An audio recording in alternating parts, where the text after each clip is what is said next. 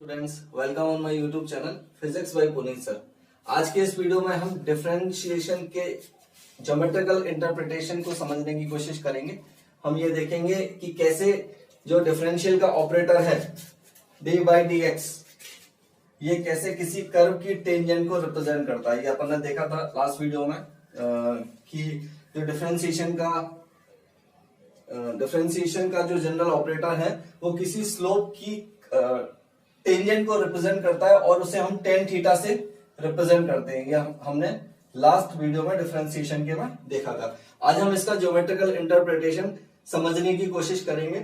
तो इसको समझने के लिए हम एक फंक्शन लेते हैं, let y is equal to f x. तो y is equal to f x हमारा कोई फंक्शन है और इस फंक्शन को हम किसी कर्व से रिप्रेजेंट कर रहे हैं। सपोज कीजिए ये अपनी कोऑर्डिनेट एक्सिस है, this is x axis and this is y axis और ये हमारा कोई कर्व है।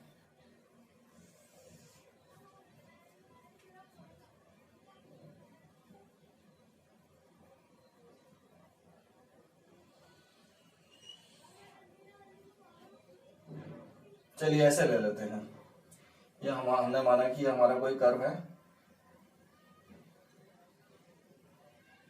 अभी भी नहीं, कुछ इस तरह से। अब ठीक है, अब बिल्कुल परफेक्ट है। हमने माना this is our curve A B and this is any point P Q. ये हमने कोई बहुत क्लोज पॉइंट्स ले लिए इस कर्व पर पी क्यू। सो हमें क्या मिला, हमने इस कॉर्ड को मिला दिया और ये कॉर्ड जो है एक्स एक्सिस पर making an angle alpha with x axis. Now what we do, अब हम इन दोनों पॉइंट्स को मीट करा देते हैं एक्स एक्सिस पर। सपोज ये जो पॉइंट्स हैं ये इनको हम नाम देते हैं P1 Q1 और वापस इस P पॉइंट से एक परपेंडिकुलर ड्रॉ करते हैं इस Q1 लाइन पर और इसको हम नाम देते हैं S। Again we draw a tangent touching this curve PQ। तो अगर हम एक स्ट्रेट लाइन अगेन ड्रॉ करें तो ये कुछ इस तरह से हमें एक टेंजेंट मिलेगी और suppose this tangent is making an angle theta. ये कुछ इस तरह से हमें ग्राफ मिला है। तो हम यहां पर देख रहे हैं कि ये जो अपनी कॉर्ड है PQ, ये अल्फा एंगल ड्रॉ कर रही है, तो यहां पे भी ये अल्फा एंगल ड्रॉ करेगी और ये जो अपनी टेंजेंट है, सपोज इसको हम नाम दे देते हैं PT। तो ये जो टेंजेंट है this is making an angle theta, so this here it will again make an angle theta this. तो ये जो कुछ इसके ज्योमेट्रिकल इंटरप्रिटेशन को समझने के लिए जो कर्व है वो हमें कुछ इस तरह से मिला है। Now what we do here, we are observing here. अब हम इसका कोऑर्डिनेट्स लेते हैं। सपोज P के जो कोऑर्डिनेट्स है वो x एंड y है और Q पॉइंट के जो कोऑर्डिनेट है वो हम लेते हैं, इसको हम ले लेते हैं x plus delta x and y plus delta y। Now इसको हम नाम दे देते हैं O पॉइंट। ये जो ओरिजिन है कोऑर्डिनेट एक्सिस का, this is O point. Now in figure what we see here, PS is equal to P1 Q1 and we can write it as OQ1। P1 Q1 is equal to OQ1 minus OP1, OQ1 minus OP1। अब OQ1 के coordinates कितने होंगे ये हम देख रहे हैं कि इसका जो x कोऑर्डिनेट है वो x प्लस डेल्टा x है, x प्लस डेल्टा x, और OP1 का जो कोऑर्डिनेट होगा वो होगा x, because we are taking the x coordinates of line P1 Q1। तो इसकी वैल्यू हमें मिलेगी यहां पर डेल्टा x। तो PS की value we get is equal to delta x। This is equation number 1। Similarly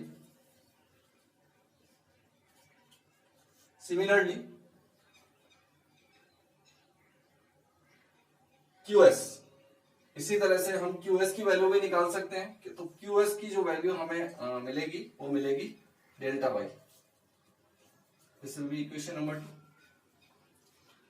अब हम क्या करेंगे, अब हम इस कॉर्ड की स्लोप निकालेंगे।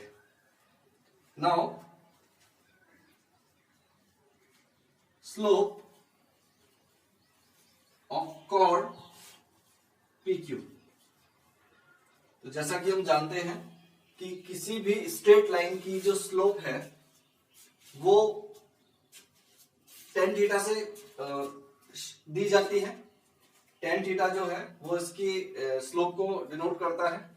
हम देख रहे हैं कि the slope PQ is making an angle alpha with the x axis, ये x एक्सिस है, and this line is also parallel to x axis. If this slope is making an angle alpha, here we are observing that this line, this chord is again making an angle alpha. तो इसकी जो slope है वो tan alpha से दी जाएगी। और right angle triangle में हम लोग जानते हैं कि tan थीटा का जो फॉर्मूला होता है, if this is hypotenuse, this is perpendicular, if this is angle theta, तो एंगल थीटा के सामने वाली जो साइड होती है वो हमेशा परपेंडिकुलर होती है, एंड दिस इज बेस। तो यहाँ पे जो tan थीटा दिया जाएगा परपेंडिकुलर अपॉन बेस, परपेंडिकुलर, तो इसका जो परपेंडिकुलर हो जाएगा वो हो जाएगा QS और इसका बेस हो जाएगा PS। Now applying the values, we get delta y by delta x.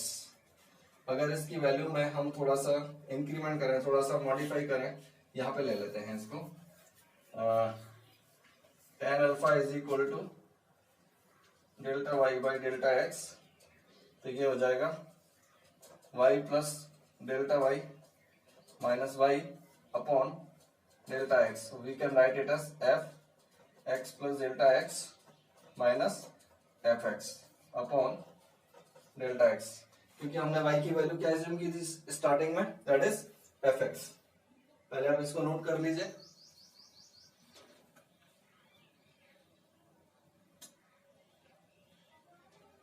Okay,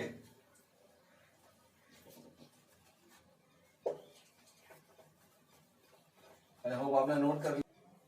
so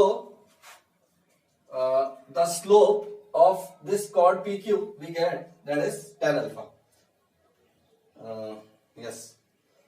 Now the concept what I want to tell you is that when this point Q approaches to point P, जैसे जैसे ये point Q इस point P की तरफ approach होना start होगा तो delta Y और डेल्टा एक्स की वैल्यूज डिक्रीज होना स्टार्ट होंगी। This is the concept. और जब इसकी वैल्यूज डिक्रीज होना स्टार्ट होंगी तो इसका जो एंगल अल्फा है वो भी रिड्यूस होना स्टार्ट होगा और धीरे धीरे ये जो एंगल है ये थीटा पर अप्रोच करेगा।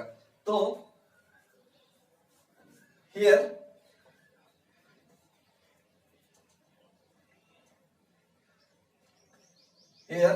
as tan alpha is equal to delta y upon delta x, if point Q approaches to point P, or we say that point Q coincides with point P, then what happen? Then this angle alpha becomes to angle theta and tan alpha becomes to tan theta, or we can say that this limit delta x becomes to 0. So if limit delta x tends to 0, then this ratio delta y by delta x become to dy by dx, or we can say that dy by dx is equal to tan theta, and this is the slope of this curve PT. This is represented by PT. So students, इस तरह से हमने देखा कि जो differentiation है उसका geometrical interpretation ये शो करता है कि अगर कोई कर्व हमारे पास गिवन हो तो ये उसकी टेंजेंट की, उसकी स्लोप की टेंजेंट को शो करेगा। This is the geometrical interpretation of differentiation. इसको थोड़ा सा और इलेबोरेट कर लेते हैं, इसको नोट कर लीजिए आप। ओके